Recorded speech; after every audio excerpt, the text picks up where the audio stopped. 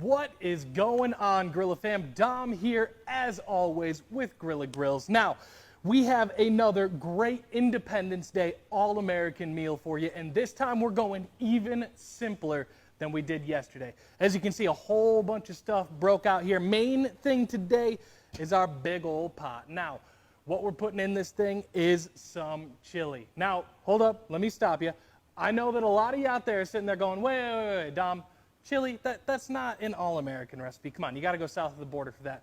No, you are actually incorrect on that one. So if you go way, way back to the early days of this country, surprisingly enough, chili is something that originated on our side of the border. Now, chili con carne is where it originally started off, down in the southern border of Texas. So obviously there are those different south of the border influences on it. But like we talked about before, everything American cuisine is all about taking little pieces of elsewhere in the world and putting our own spin on it. So right now, we're going to show you guys how to make a fantastic chili recipe. And this one is going to be authentically all-American, because the meat was captured right here. We actually have some wild game that we're going to be throwing into this. We got a little bit of Boar. Owner of the company decided recently, hey, you know what? I'm going to be heading out and I'm going to be going doing some hunting with my kids. They ended up coming back with a full freezer full. And you know what? I have been itching for an excuse to start cooking some of this, and I think I've found it today. So I grabbed ourselves 2 pounds of that wild hog, already threw it on our smoker for a good hour at a low temperature, and then we did the same thing for a little bit of ground beef as well. Now, we're going to take those two meats and incorporate them in here together. This is going to be a mega meaty chili. If you ask me, that is the way it is supposed to be. So why don't we start off with the easy pieces here.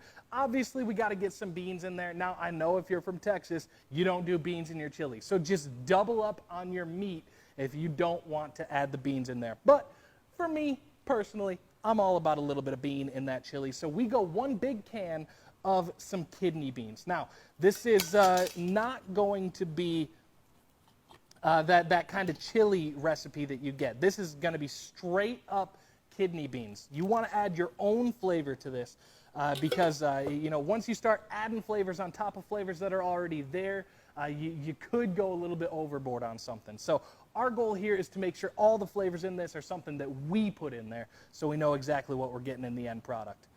So we got our big can of our kidney beans in there. Now we're going to do a small can of black beans. I like a little bit of variety. Adds a little bit of a different tint, different taste, different color. And frankly, that's the kind of stuff I'm all about. We want our food to taste good, and sometimes it's got to look good too. All right, now here is a part that is a little bit on your own. Now, I throw at least 1 can of tomato soup in my chili. Feel free to monitor that and do your own, though, because I know a lot of people, they like their chili runny. Other people like it completely thick. Chili is one of those recipes where it's a uniquely personal dish. Every single pot that you try is going to be a little bit different. Some people throw hot dogs in it. Other people throw butternut squash. Some people, they just want a little bit of bean and some peppers. So, you know, you got to be able to roll with the punches and just take a little time to figure out what you like in a chili. You know, if you've never made it before, take this time as an excuse to go a little bit overboard, go a little bit outside of your comfort zone, and see if you can come up with something a little bit more special than you usually would. So up next, a little bit of corn. We're going to add 1 can of corn to this. Like I said, this is probably going to be one of the easiest recipes we have ever done here on Grilla Grills. Just a few things we throw in, and then we call it good after throwing it on the smoker. So far we've got 1 large can of kidney beans, 1 small can of black beans, a can of tomato soup, and 1 can of corn as well.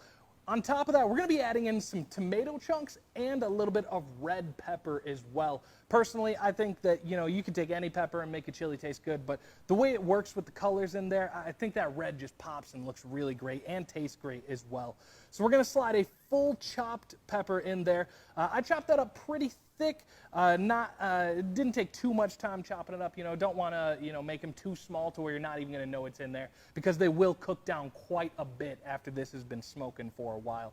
And then we've got our big old tomatoes here. I chop these up into about thirds to quarters, and then I like to take out the seeds and the guts in there. I just don't like the texture that it adds to the chili, but once again, to each their own. If you like it, keep it in there. All right, so we've got pretty much everything in there at this point. And since we seasoned our meat a little bit before we tossed it on the grill, we're actually going to season everything before we put our meat in there, because that's already got our seasonings incorporated to it. So what kind of seasonings are we doing? Well, since we've been simple up to this point, let's keep it simple today. We're going to go with a little bit of salt, as always. Got to get that in there.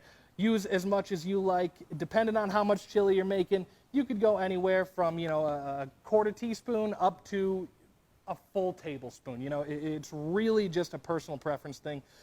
This is one of those recipes where I'm going to constantly keep saying, do your own thing. Try it yourself. If you don't like something I'm doing, do something different at home to see if you can make it personal to you. And feel free to leave comments in there. Let us know the way you like to make chili. Let us know the ways that you think this could have been made better or a little bit different. So what I just did was I added in a little bit of black pepper as well, about the same amount that I added in of salt. Third step, chili powder. Got to get some of that in there. Now, the chili powder, I like to go a little bit overboard. This is where we're getting tons of our flavor in here. This is where we're going to get that authentic chili taste. And then finally, as we all know, I love me some pepper. So we're going to add on a little bit extra cayenne pepper to this as well. I want a good kick on my chili. So once again, we have some cayenne pepper, we have some chili powder, we've got some black pepper and a little bit of salt. We're going to add some garlic to this as well, but that's going to be something that I chop up and throw in separately once we get this on the grill. So right now, we're going to give this a quick little stir. As you can see, everything kind of looks like we don't have too much liquid in there right now, at least if you ask me. So I'm going to throw another can of that tomato soup in there. Obviously, things are going to loosen up. Things are going to get less thick after a little while of having that on the smoker, but honestly, right now, I think I could add just a little bit more liquid to this. But as I said before, make sure that you're doing this the way you like. Don't just follow my recipe because I'm the guy on the TV telling you what to do. So up next, we have got our wild hog. This is some awesome looking stuff here. What we did is I took some of the exact same ingredients that we told you about already, and I threw this on the grill at right around 220 degrees. Left it there for about 45 minutes to an hour. It's okay if it's not fully cooked through, because when we throw it in our chili, it's going to cook the rest of the way. I did the exact same thing with 1 pound of ground beef as well. So you're just going to want to break this up. Honestly, you can use your hands, use whatever you got at your disposal. Just get that nice and incorporated in there. Once our meat has been added to our mixture, we're going to throw this on our Grilla today. I had such a good time cooking on the Grilla yesterday, I decided to do it one more time today. So we're going to toss this on the Grilla at right around 350 and just let it rock. I'm going to put it at 350 and walk away. Honestly, probably won't come back for at least 2 hours. The only reason I'll be looking at it is just to give it a quick stir so we don't get a crust on the top. I am not going to be covering this when we put it on the grill. That means we're going to get a little bit more smoke flavor. It also means that the top of this is going to cook a little bit faster. So we're going to have to make sure that you get in there and stir it every once in a while, just to make sure that, you're not getting a little bit of crust on the top that ends up turning into something that is a texture nightmare. Well, guys, I just got a couple more things to do. Mix this up and throw it on the grill. Like I said, it is going on at 350 for at least a few hours. The longer you leave it on there, the better it's going to be. And you know what? If you want to cook it even longer, if you don't have a time limit on, you know this is going to go in the morning and come out at the end of the day, feel free to cook that grill down even lower. You could put that anywhere from 220 to 275. The reason I'm talking about 350 right now, we've only got a couple hours, 2-3 hours, and I want to make sure that this gets really good and cooked so that when we go to eat it, it has got all that flavor that you want. So why don't I take this big old nasty glove off now that we've got everything clean and get this bad boy in our grill. I'll give you a quick look at it before we toss it on there. There we go. Just a fantastic mixture. I mean, if you just had to look at this, if you didn't know it wasn't cooked already, I have a feeling that a lot of us out there would be like, oh, that chili's done, right? But no, we got to throw it on our Grilla. We're going to let it rock, like I said, right around 350 for 2 to 3 hours. Out of there. Well, guys, we'll come back in a few hours just to show you exactly what the end result looks like and get a little bit of taste test in there as well. Thank you so much for tuning in. Remember, we still have the USA limited edition front shelf ready for all you Silverback users out there. Feel free, check it out online. Go to grillagrills.com. Look at the shop menu, Silverback, and it will be one of the items under that Silverback header. All right, Grilla fam, we are back, and we have got our chili off the grill and all ready to show you guys exactly how it turned out. As we said before, this thing has been cooking on our grill for right around 3 hours at 350. But you know what? We said it in the first part of this video. The cook on here is all up to you. If you want to get more of that smoke flavor in there, let it cook a little bit longer at a lower temperature. But I mean, if you ask me, it does not get much better than this. Look at what we got here. That stuff looks fantastic. Avoided that issue we were talking about earlier. A little bit worried about getting a crust on the top because we did not cover it, but because I got in there and stirred it up every once in a while, nothing to worry about there. As you can see, this chili, a little bit more runny than what some people would like, but you know, as we said before, chili is one of those deeply personal dishes. Everybody, every family has a different way to do it. Beans, no beans. Meat, no meat. It's basically a world of different chili recipes, and frankly, I think you guys should do what you can to find your own. Super excited about this one, though, because we have that wild hog in there. Owner of the company decided to go out and go hunting with his kids, came back with a treat for all of us. I mean, we have literally a 8-foot freezer, whatever you want to call it, filled with this wild boar, whether that's, you know, sausage, the different cuts of meat, the steaks. Basically, we're going to be eating on some wild hog for a wild amount of time.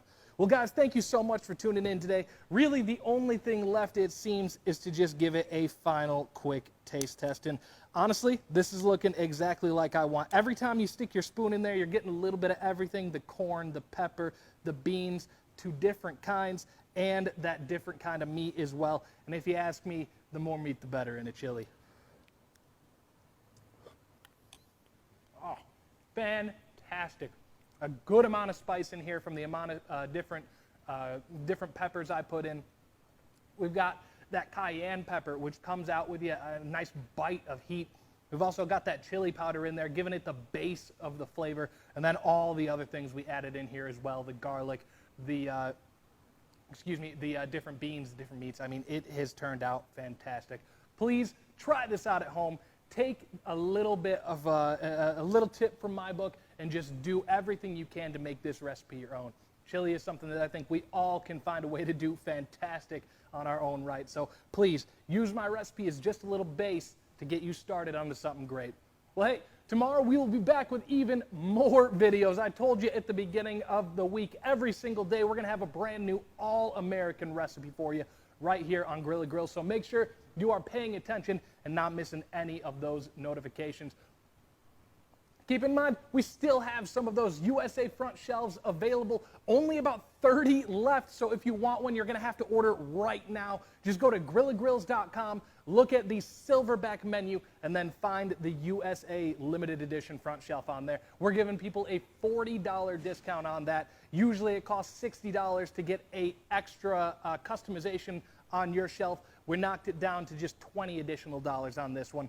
So you're going to have a fantastic little gift for yourself at a fantastic price as well. Thank you so much. Everybody enjoy the rest of your week. And we'll see you tomorrow with some apple pie. And Mark's going to be joining us as well.